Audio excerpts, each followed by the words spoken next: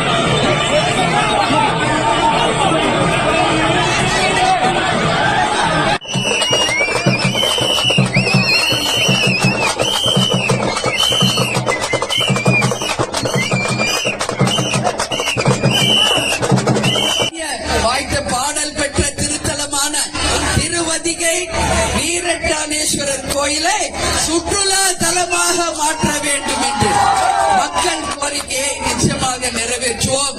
இந்த கோரிக்கைகளை தொடர்ந்து விவசாயிகள் பொது நல அமைப்பினர் போராடி வர்றாங்க.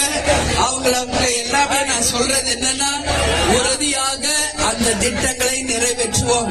நாளை எல்லா உலகம் முழுவதும் கேப்டன் பிரபாகரன் நாளைக்கு ரிலீஸ். நாம எல்லாரும் சேர்ந்து பார்க்கிறோம். அதே மாதிரி இந்த மாசம் தலைவருடைய பிறந்த நாள் வறுமை ஒழிப்பு தினமாக நிச்சயமாக அந்த வறுமை ஒழிப்பு தினத்தை நாம செயல்படுத்தணும். அதே மாதிரி ஜனவரி 9 நம்மளுடைய மாநாடு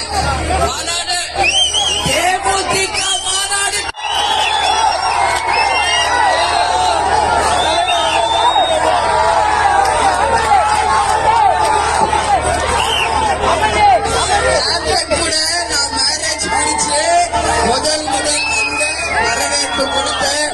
நகர பன்ருட்டி அன்னைக்கு பன்ருட்டியா இல்ல நம்ம ரசிகர்களுடைய தலை அலையா என்று சொல்லக்கூடிய அளவு திருமண வரவேற்பை கொடுத்த என் பன்ருட்டி தொகுதி நிர்வாகிகளே, தொண்டர்களே, உங்கள் பாதம் தொட்டு உங்கள் அன்னியார் தலை வணங்குகிறேன்.